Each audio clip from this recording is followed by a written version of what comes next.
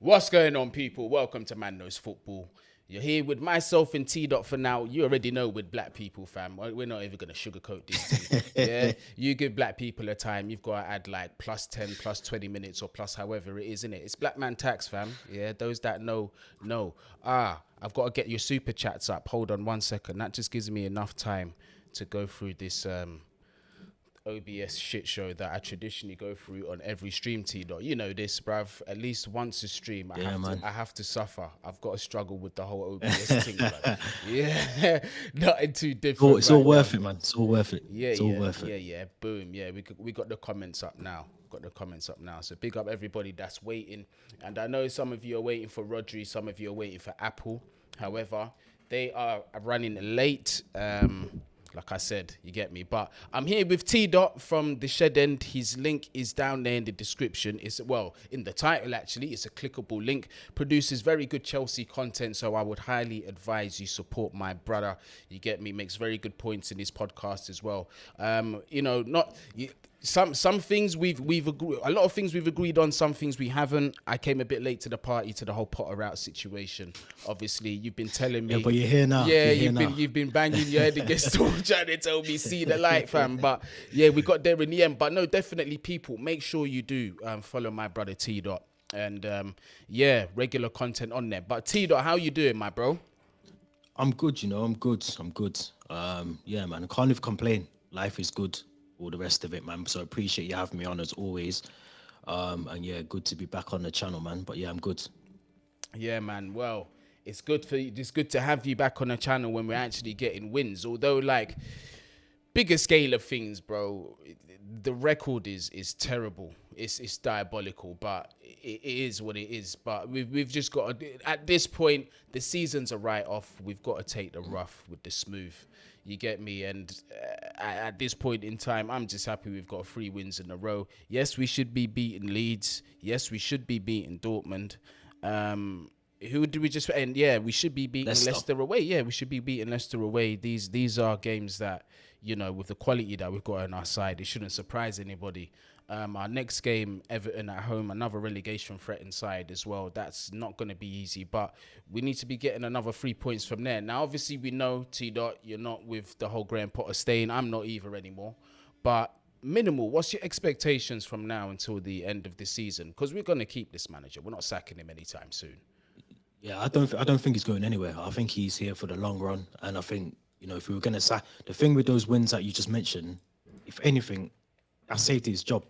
You know what I mean? That's let him carry on with the job. But I think in terms of the expectations this season now, it's for Potter to understand his best 11, get the cohesion in that team, get the balance right. Yeah, it can't all be done all in one at the moment because we still need certain players to come in. We need certain players to move on. But there's still a bit of groundwork that you can do now in terms of understanding who your best lineup is. And I think I don't want to jump the gun here, but I feel like Graham Potter kind of is getting there now. He's kind of understanding if players aren't playing well, you're out of the team, or if you need to sit a game or two out, there's certain players who haven't featured recently. Cucurella was under that same understanding as well. He missed out a few games, came back as a left centre back, a couple of games ago, and he looked good. So I think he's understanding he can't just play certain players just because of who they are or because of the connection that they might have to the club. He's understanding that he's got to make some bold decisions, and if he does that, I think the next couple of months he's just got to understand that. Yeah, Champions League is out of the question. The Premier League is out of the question. Yeah. I think it's just getting consistency in the team now, getting some wins, getting back-to-back wins, clean sheets as well. That's another thing that we've kind of skipped past. We used to be quite good at keeping the clean sheets, but we need to. Yeah. Do you know what I mean? We used to do all that. So I think we need to get back into that regular routine of winning games back-to-back, consistently playing some good football. I think that's all we can ask for. I think if we get the Champions League, then we get it, but it's going to be a hard ask. But I think that's for me, that's my expectation. Yeah, fair enough. I'm not going to hold my breath too much on the whole top 4 thing. Champions League, a very difficult competition to win. But this is, hear me out though, yeah? I have more, who's that? Oh, Rhodri's just joined us. Let me just add him in. Rhodri, just give me a second while I get you in the stream. I'm just sorting out the 3-man background because I don't think Apple's going to be joining us. I haven't heard from him. But yeah, T dot, like I was saying, with this whole Chelsea situation, I've got more. I feel that we can be a surprise package in the Champions League. Obviously, it's a case of who we draw next. I mean, if we get an AC Milan, we've already dealt with them in the group stages. Do you know what I mean? So there's not really too much to fear on that side of things. But there's still some teams, admittedly, there's still teams in there that massively concern me. If we draw Bayern Munich, for example, I think that might not end too well. If we draw, I think Real Madrid will give them a game. I feel funny about Real Madrid. I'm not gonna lie. The Real Madrid situation, I feel it can go any way because domestically for them, they're not really doing too good at the minute. They're not really playing on top form. But we do know that domestic football and tournament football, two completely different types of football, my guy. But in terms of Champions League, bruv, how do you see us doing in that? It's like you said, it's anyone's on the night. Whoever wants it more. I mean, we've been through some. You think about some of our champions when we won the Champions League. Some of the teams that we've come up against. Okay, let me get Rhodri. Do you know what I mean? So I think it's not a case of are they a difficult team. Do you know what I mean? I think we just have to play who you're up against, and you have to be the better team on the night, and you have to get the teams right. Tactically, you have to get things right as well. Because if you think back to that first game in Dortmund, I feel like Graham Potter got it wrong because some of the subs that he should have made, he should have put an extra body in midfield. He didn't do that. He allowed it just to carry on. I think he swapped. I feel like he brought on Mason Mount and Cucurella in that game. Like for like subs didn't really change anything. And if you remember, Ozcan, Bellingham, and Chan in midfield were just bossing the midfield. So I think it depends. You've got tactically, you've got to get it right as well as the players that are on the pitch as well. So it's anyone's, man. I think anyone who wants the Champions League, if they really want it, they'll run through brick walls for Graham Potter to get it. But it's going to be a difficult ask, in my opinion, as well. Absolutely. Rhodri is now in the stream. You're in. I've readjusted everything. But Rhodri, thank you once again for joining us. You was here last week. It's myself and T Dot for now. I was trying to get Apple on. I don't know because he's a very busy guy, man. As you know, Rhodri, yourself in the football world, he's a coach. So there's a lot of last minute things that can sometimes come up. But I know he'll tell me what happened later on. But I wanted to get another United fan on for you, so right about now it's 2 against 1. But we're having serious conversations. We're having good conversations here. And let's just switch the topic to Man United. Look, I know we had the conversation after the Liverpool result. And what did I say? Yeah, I know. It's a joke. Liverpool get beat off Bournemouth. Yeah, and it happened. They got the humbling that they deserved, fam. They got it. Obviously, you lot had your game against Southampton, who we lost to, by the way, and we still had 11 men on the pitch, so we can't really say much. But another kind of setback, not really for your top 4 race. You're still very much in there, but talk to me about the refereeing decisions in that game. Like, let's talk about the Casemiro situation. Did you feel that was a red card? I'll come to you afterwards, T-Dot, but did you feel that was a red card, Rod? No, I feel you're right. I'm good. No. When you slow these things down, they always look worse, don't they?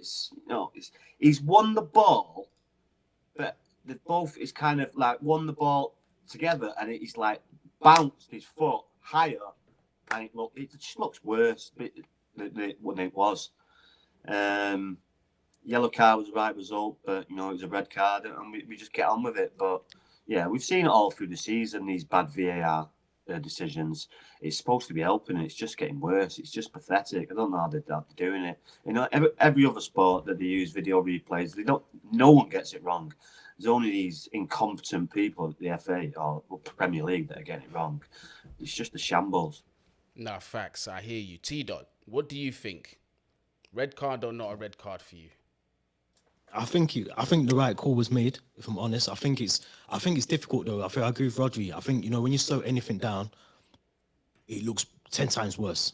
And to be fair as well, there's no consistency across the Premier League. You look at our game, I think it was Ricardo and João Felix. It wasn't even a red card, that should have been a red. So I feel I feel that the Casemiro one, I think, was a red card. I think it had to be a red card because he's showing his studs. He's not in control. He does win slightly some of the ball. And I think 10 years ago, 15 years ago, we would have been applauding that as a really good tackle. He's won the ball. But in this day and age where the refs, especially in the Premier League, are weak, they don't really want to make the decision themselves. They go to the screen makes the decision, or someone in the VAR room makes a decision for them. But it's costly for United. I think what sorry Phil, I think what I'm trying to get across here is if you've played football at any kind of level, that's not going to real damage and break someone's leg. It may hurt them a little bit, but he's winning the ball. He's not fully out of control. I agree with you though. I agree. He's know what he's doing, but like Phil says, we're in a day and age where they're very, very. It's just becoming a soft game, and it's a physical game. We always used to like these physical, good football games that we used to see back in the day. We don't really see them anymore because the referees are spoiling it. But you can't even make a 50-50 challenge in this no, stage. Do you know what I mean? Like some 50-50s. Them tackles that you would slide, follow through, win the ball, and get up. It wouldn't even be a yellow card 15 years ago. Now it's like red card. So yeah, people have just got to change the way how they're playing and they just can't slide and be kind of looking out of control, even though he wasn't. But yeah, it's just one of them. You see, I had several problems with this, and look, it might shock you lot, but the last concern for me in this is the actual tackle. It's things that should have happened before it. Andre Mariner shouldn't have been in the VAR room based on two blatant mistakes that he had made in our game, which was the day before. And I'm referring to the Amati tackle and I'm referring to the Ricardo tackle. Two of those were absolute blatant red cards, and he completely disregarded it and gave nothing. Not even a yellow. Did he even give a yellow for any of those challenges, T-Dot? I don't think he did. I think that's the frustration things with us all. Yeah, it's the inconsistency. That's my problem. And he shouldn't have been sitting up there because he made such a howler in the game before. And it just who was the ref at the United game? Was it Anthony Taylor? I don't know. Who was it? It was Anthony Taylor. Yeah. Well, and I was just who is from Manchester, I might add. And I'm just looking at this like, how have you made this decision less than 24 hours later? And then on top of that, it's Andre Mariner in the VAR room. Now, for me, I think it's a very harsh red card, but I can understand why it was given. Right? They're not looking at the intention of the tackle blatantly. They're not. They're looking at was it studs up. And where did it connect on the leg? If it's above the ankle, they're going to consider that as dangerous play. But for me, it's more the inconsistency in the game. VAR and officiating in the Premier League this season, if we really look at it, this has been one of the worst seasons for the Prem in terms of refereeing decisions. Because every one of the top teams, I'd say us, United, Arsenal, we have been blatantly cheated at some stage from a decision. And I'm talking absolute blatant. And it's happening too frequently in this league, man. Most entertaining league in the world. People love to watch the Premier League. But why do we have the worst officiating in Europe? Makes no sense. When was the last time that you had a podcast on a Thursday or a Wednesday after a Champions League game and you're complaining about the referees? It doesn't happen. It doesn't happen, yeah. Because the best, they're the best of the best, and we've got. Do you know what they need? Average. They need to do what they do in cricket, and I think they do in rugby, where you can actually hear what is being discussed amongst the umpire or the ref or whatever. They need to do that in football, because I think at the moment we don't know what's being said to. And who's the most important people at the game? The referees or the fans? And millions and billions. The fans are the ones that make the game. The fans make the game, and if we're being isolated to what's being said, they could say anything. They could say, "Oh, we don't like Kai Havertz. Don't send him off." But I would go one further. We don't like Casemiro. Why do we not have the best officials? Yeah, we should. Why can we not get the best ones all around the world? Why can you not do that? So it's a good point. Yeah, no, it's a very good point, and I've been asking myself this question for the absolute longest. And sometimes it feels like referees are they've got too much protection. Like, there's not really, when you look here, except for like certain circumstances, there's not really a deterrent for them to make sure they're more vigilant the next time, because they know they're just going to get another Premier League game the same week or the following week. They got to put their foot down. They got to do something about this. But look, that's definitely having a player like Casemiro out, and for 4 games as well. I imagine Man United are going to try and contest a red card and see if they can have the ban reversed, because if they feel that strongly about it, then they should. He's a key player for you guys. But your next 4 games, you got Newcastle away. That's not going to be easy. You got Brentford at home. That's not going to be easy. And then you've got Everton at home. I think you'll beat them. But no Casemiro and no... Who's the 4th one? The 4th one is Nottingham Forest away. I reckon you'll deal with them as well. You'll deal with them. Still be difficult though. And then your 5th one is us at Old Trafford. So your next... Well, so we're getting back to the Chelsea at home. It's just typical Chelsea fashion, isn't it, T-Dot? Typical Chelsea fashion, bro. Like, anytime let's hope he's rusty because he hasn't played 4 games. Yeah, well, I mean... You say that, but it'll only be like 10 days. He's out, won't it? Like, there won't be much that he's out. Like 4 games. What's that? 2 weeks? I'm playing like 3 games. Yeah, because in the first week of April, there's FA Cup as well. You've got Easter. You've got the 2nd of April is Newcastle. The 5th of April is Brentford, and then the 8th of April is Everton. So that's a lot of games. So basically, every 3 days you've got a game in that week. Yeah, it's Easter around the minute.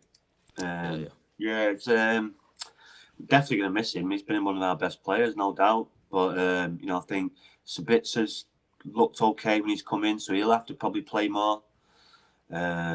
Maybe look at see how long Eriksen's got to be back, but he's still not going to be match fit. But just going to have to adapt. He'd probably go with I don't know. He's been playing Weghorst as a 10, so it's just something we're going to have to fix. We're not, you can't rely on one player. We'll have to see how much of a miss he is after these 4 games, but I still expect us to win the majority of the games. The Newcastle one will be difficult, but the home games, even though Brentford are very, very good at the minute and punching well above the weight, that'll be a difficult game. You still expect us to win at Old Trafford. And then, who did you say? Forest as well. Forest away. And that'll be difficult, but again, you still would expect us to go over there and win. No, 100%.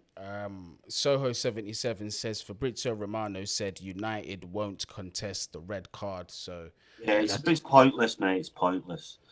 Yeah, well, it's sad. Really. They could throw him another. The way they could throw another match ban on him. Yeah. They review it and see that it's worse. They can add on. They've done that before. Yeah. Yeah, facts. So then we miss him for Chelsea. So. They probably looked at it. Appeal the ban. Let's appeal it. Let's get them to Nah, trust me.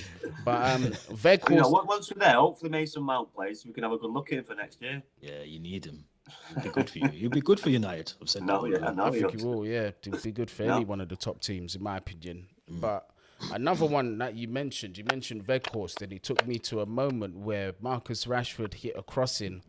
And the the Southampton defender goes down and it hits him on the arm.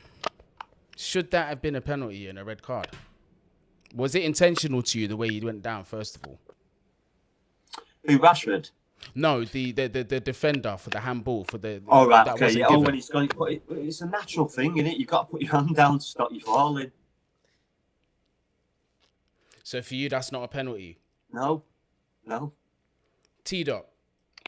I don't think it is, but what we just said before about today's game, today's rules, I've seen handballs given for things like that. So I think I don't think it was a penalty, but if it was given, 100%, I can see why in today's world, in today's football, things have been given for things like that, where you're supposed to put your arm, where you're supposed to fall flat on your face and not protect yourself from falling. So it's not a pen. It would have been a soft one.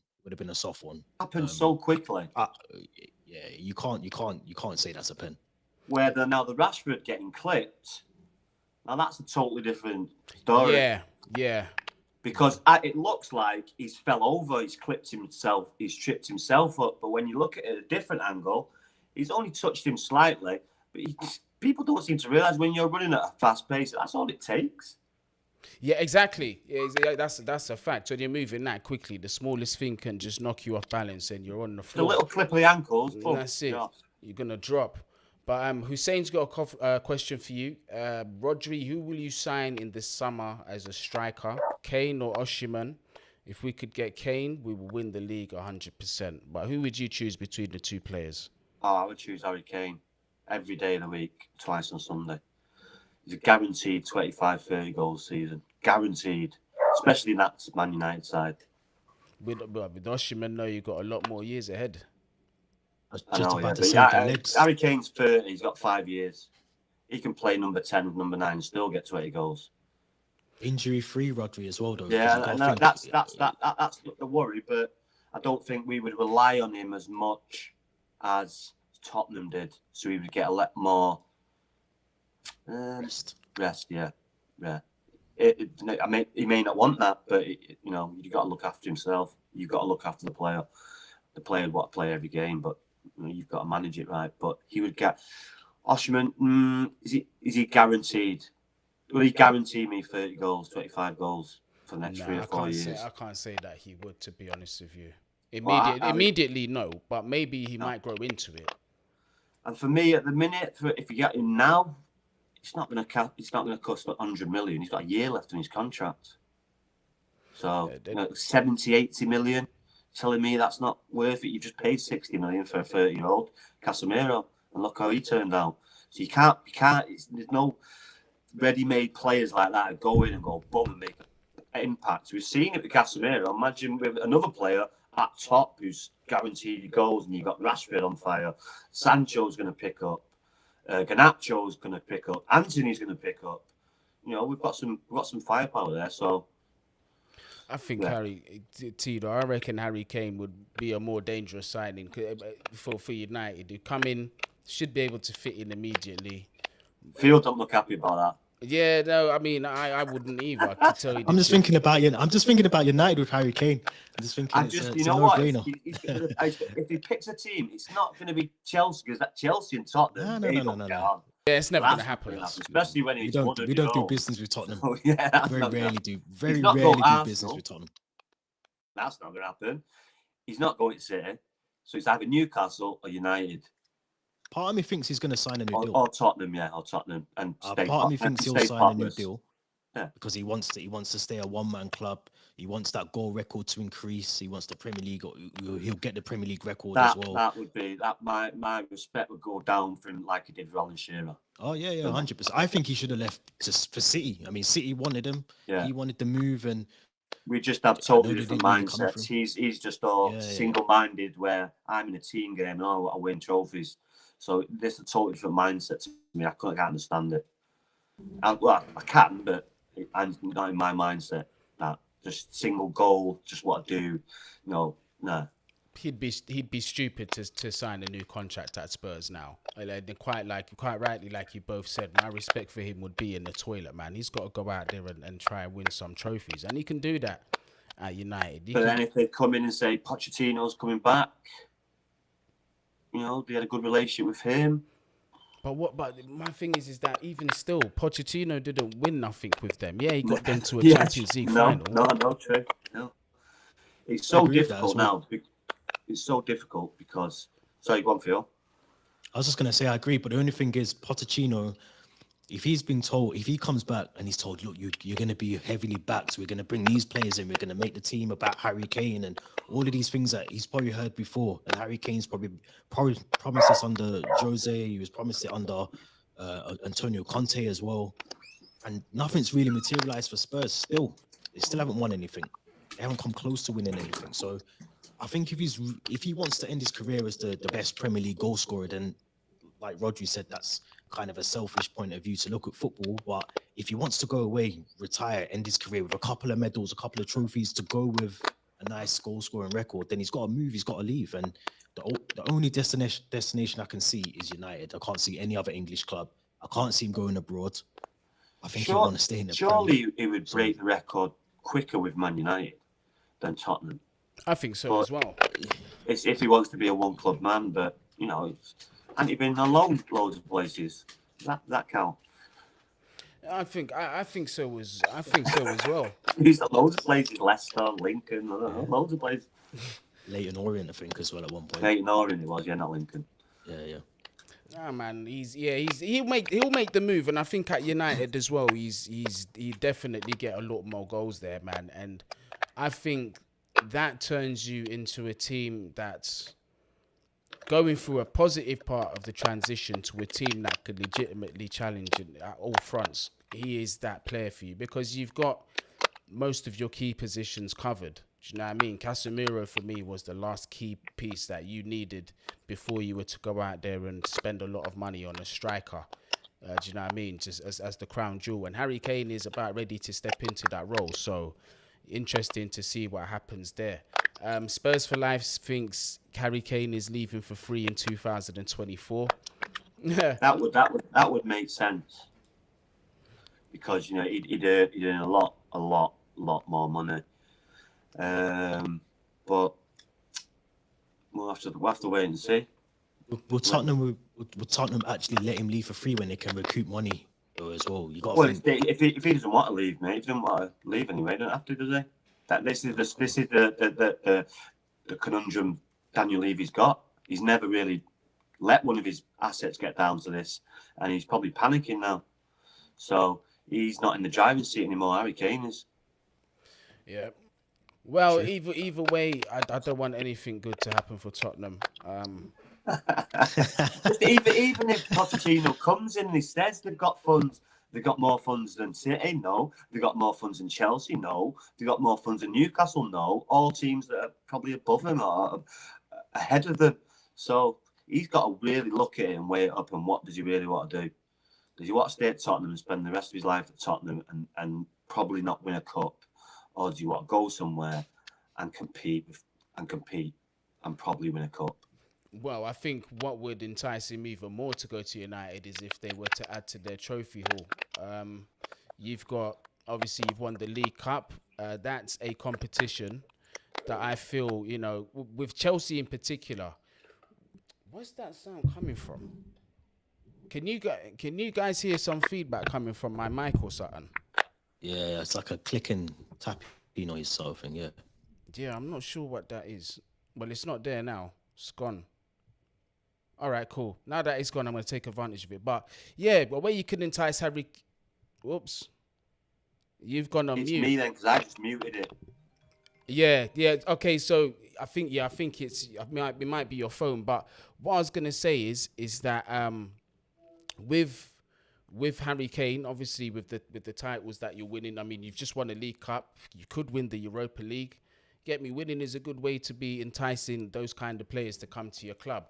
But I know we had this conversation last week, and your expectation was, get top four and was it to win the Europa, or was that with an Arsenal fan that I was speaking with? I got mixed up. But what was your expectation for the Europa League, bruv? You're on mute. You got to take yourself off mute, bruv. Well, you expect to get to the final now, or at least compete for the final. But they're the only obstacle I see, Arsenal. So hopefully we don't get them before. Mind you, if we would have played home and away, would that be better for us? I'm not sure. I'd rather play for a one-game final. That would probably be better. But because they are playing well this year, Arsenal. There's no doubt about that. And it'd be a tough game, 2 games.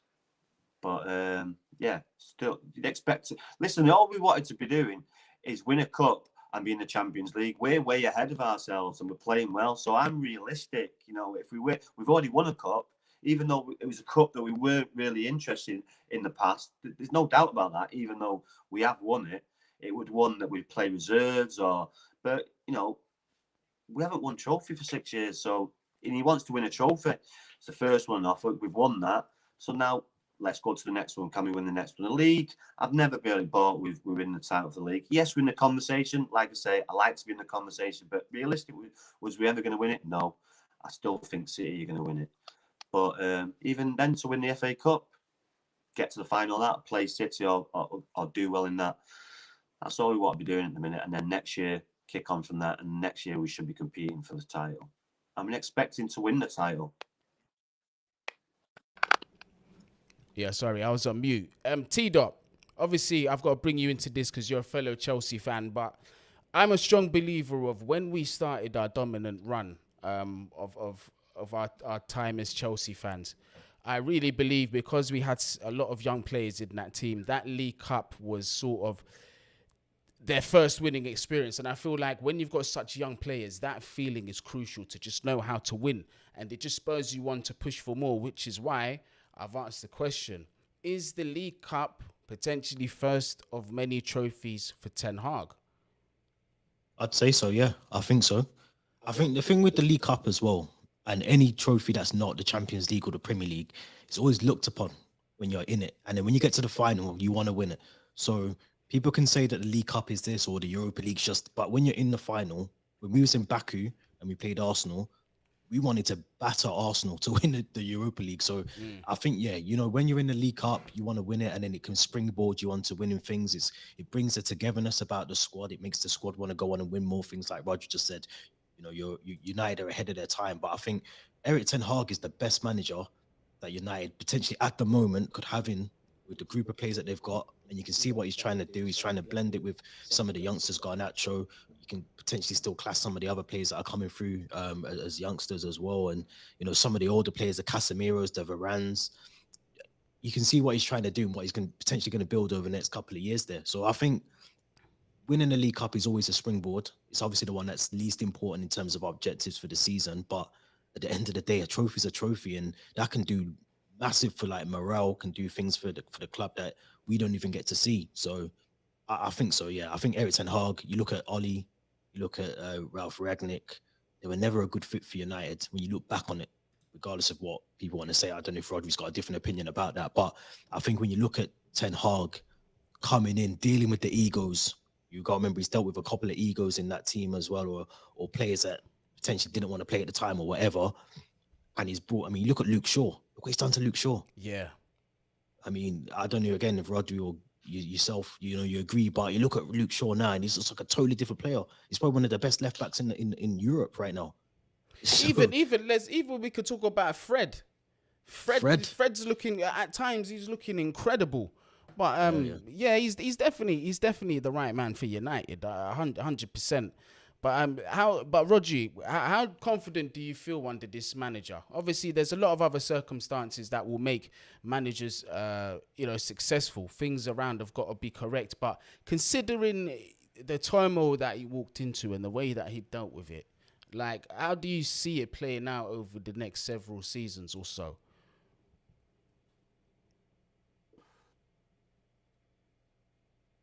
You're on mute again, my bro. Well, look at from the start. Pre-season was really good. We had a really good pre-season.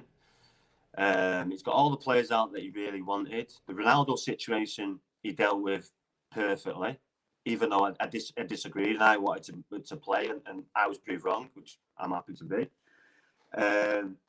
Fred, like you said, Luke Shaw, like you said, all these players that I wanted out last year. Rashford, totally different player. They've all done like a 360, and it all comes down to discipline and just doing the right things. Rashford not waking up on time. Right, okay, sit on the bench. People put their eyebrows up at that, but you know, it doesn't care how many goals you've got or how good a play you've been playing. If you break the rules, then and it all seeps through, and it's just you can see it. You can just see it, and his demeanour, the way he talks, it's just oozes Man United. So, but you know, it's all about all the things that he says. It's not about getting to the final. It's about winning the trophies. It's all about trophies. Just all the things that you want to be hearing as a Manchester United fan that we've heard in the past. You know, like Phil said, Ralph Ragnick, Ole, all good guys, but just not on the same level as this guy. Teed up, man. When are we gonna get some kind of confidence for our manager or whoever's gonna be manager? I'm just looking forward to that day, bruv. But We've got a Chelsea question here from Hussein. Big up yourself. Guni, I've got a question for you. If Kovacic leaves for Man City in the summer, will you sign Gundogan as his replacement? I'll let Tito answer that first, and I'll answer it. I think that'd be a bit of bad business, if I'm honest. I'm not going to lie. That don't make sense to me. Yeah, not going to lie. In terms of what we need, the profile we need, Gundogan's not that. Don't get me wrong, very talented player. I think he's a very good player. It's just his age kind of goes against. How old is he? 30. Yeah, that's 31. what I'm saying. His age goes against the philosophy that we're trying to go for. Do you know what I mean? If we're basing it on what will fit at Chelsea. Another thing is that he's not a number 6. We need more than one number 6, and thankfully we're looking at a couple. Hopefully we can get both of them, but chances are we're getting one. So for me, it's not really one that would make much sense. Having Enzo and Gundogan in the midfield pivot, it screams just being bypassed continually by everybody, and I'm tired of seeing that at Chelsea Football Club, to be honest.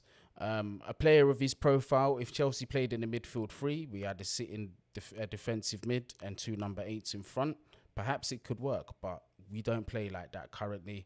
I hope we will in the future, so therefore that signing there is not going to work. Hussein also says even Wan-Bissaka is having fun under Ten Hag, and yeah, that's what happens when you've got a manager that gets it. You know, a manager that not only has expectations to hit a certain point of excellence, but he knows how to go on about it. You know, levels of discipline, understanding when to implement discipline. Quite like Rhodri was saying, Rashford, he wakes up late, you're out for the game, or so and so is not doing something to fall in line. There's consequences for it, and he's not afraid to implement that. You need all of that in the bigger picture for success as a manager. But Rhodri, what have you got coming up? I'm gonna have to bring this stream to an end. I just got a message from work saying that they're gonna need me, so I'm gonna have to bring this stream to an end. But Rhodri, what have you got coming up, my bro?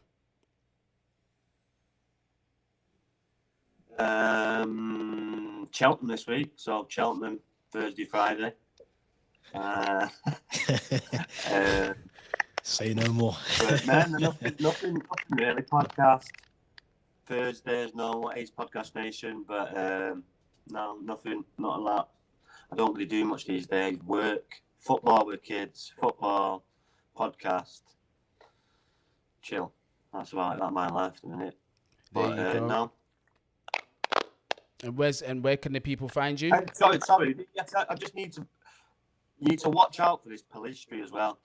Every time I've seen him, this Uruguayan international that keeps on coming on for United, Palistri, he will be a big part of United next year. He's a really good player and one to watch out for next year. Yeah, young player. Facundo Palistri is his name, innit? I think that's him. Apparently, we were looking at him. You signed him the same time you signed. What's his name? Is it Diallo?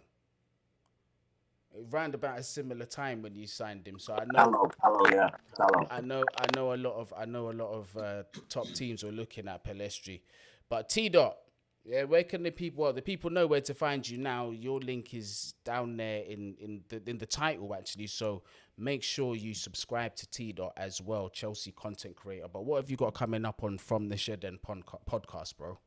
We've just got our usual Friday podcast where we're going to talk about Everton, all the stuff that's happened over the week. I think Mason Mount will be talking topic again, as always. Chilwell, another one. Chilwell might be going to City. There's talk of that as well. Ooh. So there's a lot to cover on Friday. So it'll be out about 4 p.m. It's usually out 4. So yeah, if you're new, you haven't, like Guni said, please subscribe to the channel. We're low on numbers, so we need more. So yeah, man, subscribe if you can. Yeah, man, let's get them numbers up. Support our content creators, people. But listen, for me, I'm going to be going on Saeed's show at, I believe it's 5 o'clock. So make sure you follow me there. And later on, I might be going live with Eunice on this channel as well. And if you guys want to hear some more news from Darko in terms of transfers, you lot got to get me up to 17K. That is Darko's request. It is not mine. Darko said 17K, he will be giving some more information. So the quicker you get us there, the more you are going to know. But listen, until next time, bless up. Don't forget to subscribe as well. Peace.